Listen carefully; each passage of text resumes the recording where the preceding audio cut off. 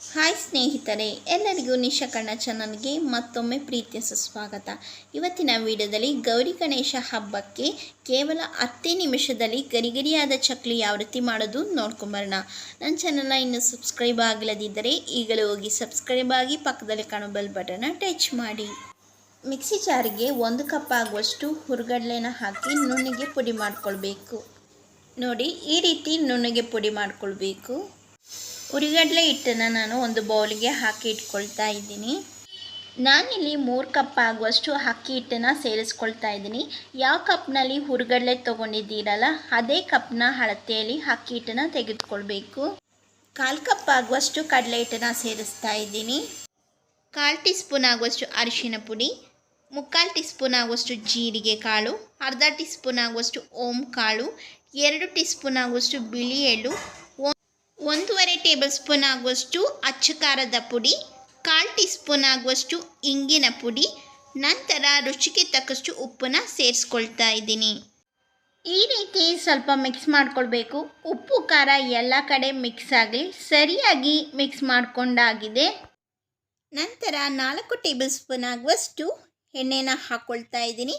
ಎಣ್ಣೆ ಬದಲು ತುಪ್ಪ ಸಹ ಸೇರಿಸ್ಬೋದು, ಬೆಣ್ಣೆ ಸಹ ಸೇರಿಸ್ಕೊಳ್ಬೋದು. ನಿಧಾನವಾಗಿ ಮಿಕ್ಸ್ ಮಾಡ್ಕೊಳ್ಳಿ. ಎಣ್ಣೆಯಿಂದ ಹಿಟ್ಟೆಲ್ಲ ಸರಿಯಾಗಿ ಮಿಕ್ಸ್ ಆಗಬೇಕು. 2 ರಿಂದ 3 ನಿಮಿಷಗಳ ಕಾಲ ಚೆನ್ನಾಗಿ ಮಿಕ್ಸ್ ಮಾಡ್ಕೊಳ್ಬೇಕು. ಈ ರೀತಿ ಉಂಡೆ ಕಟ್ಟಿದಾಗ ಶೇಪ್ ಬರಬೇಕು. ಈ ರೀತಿ ಶೇಪ್ ಬಂದಿಲ್ಲದಿದ್ದರೆ ಇನ್ನೂ ಸ್ವಲ್ಪ ಬಿಸಿಯಾದ ಎಣ್ಣೆ ಅಥವಾ ತುಪ್ಪ ಬೆಣ್ಣೆನ ಹಾಕಿ ಚೆನ್ನಾಗಿ ಮಿಕ್ಸ್ ಮಾಡ್ಕೊಳ್ಳಿ. ಚೆನ್ನಾಗಿ ಮಿಕ್ಸ್ ಮಾಡಿದ ನಂತರ ಬಿಸಿಯಾದ ನೀರನ್ನು ಸೇರಿಸ್ತಾ ಇದ್ದೀನಿ. ಸ್ವಲ್ಪ ನೀರನ್ನು ಸೇರಿಸಿ ಮಿಕ್ಸ್ ಮಾಡ್ಕೊಳ್ಬೇಕು. ಒಂದೇ ಸಾರಿ ಜಾಸ್ತಿ ನೀರು ಹಾಕಬಾರ್ದು, ಸ್ವಲ್ಪ ನೀರು ಹಾಕಿ ಮಿಕ್ಸ್ ಮಾಡ್ಕೊಳ್ಬೇಕು. ಹಿಟ್ಟು ತುಂಬ ತೆಳುವಾಗೂ ಮಾಡ್ಕೊಳ್ಬಾರ್ದು, ತುಂಬ ಗಟ್ಟಿನೂ ಮಾಡ್ಕೊಳ್ಬಾರ್ದು. ಸ್ವಲ್ಪ ನೀರನ್ನು ಸೇರಿಸಿ ಮಿಕ್ಸ್ ಮಾಡ್ಕೊಳ್ತಾನೆ ಇದ್ದೀನಿ. ಹಿಟ್ಟು ಸ್ವಲ್ಪ ತಣ್ಣಗಾದ ನಂತರ ಈ ರೀತಿ ಕೈಯಿಂದ ಮಿಕ್ಸ್ ಮಾಡ್ಕೊಳ್ಬೇಕು. ಈ ರೀತಿ ಸರಿಯಾಗಿ ನಾದ್ಕೊಳ್ಳೋದರಿಂದ ಚಕ್ಕುಲಿ ಚೆನ್ನಾಗಿ ಬರುತ್ತೆ. ನೋಡಿ, ಇಷ್ಟು ಗಟ್ಟಿಯಾಗಿ ಹಿಟ್ಟನ್ನು ಕಲಸ್ಕೊಳ್ಬೇಕು. 2 ರಿಂದ 3 ನಿಮಿಷಗಳ ಕಾಲ ಹಿಟ್ಟನ್ನು ನಾದ್ಕೊಳ್ಬೇಕು. ನೋಡಿ, ಇಷ್ಟು ನಾದ್ಕೊಂಡಾಗಿದೆ. ನಾನಿಲ್ಲಿ ಚಕ್ಕಲಿ ಅಚ್ಚಿಗೆ ಸ್ಟಾರ್ ಇರುವ ಪ್ಲೇಟಿನ ಒಳಗಡೆ ಹಾಕ್ತಾ ಇದ್ದೀನಿ. ಈ ರೀತಿ ಪ್ಲೇಟ್ ಹಾಕಿದ ನಂತರ ಚಕ್ಕಲಿ ಅಚ್ಚಿಗೆ ಎಣ್ಣೆನ ಹಾಕ್ಕೊಳ್ತಾ ಇದ್ದೀನಿ.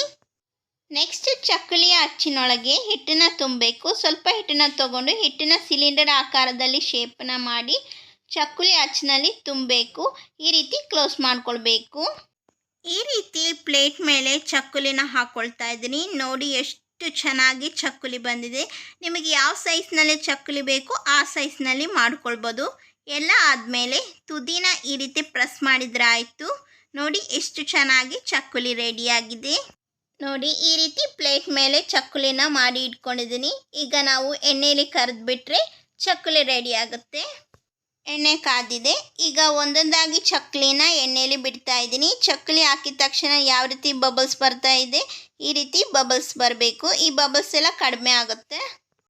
ಚಕ್ಕಲಿನ ಎಣ್ಣೆಯಲ್ಲಿ ಬಿಟ್ಟಿದ ತಕ್ಷಣ 1 ರಿಂದ 2 ನಿಮಿಷ ಹಾಗೇ ಎಣ್ಣೆಯಲ್ಲಿ ಬಿಟ್ಟಿರಬೇಕು.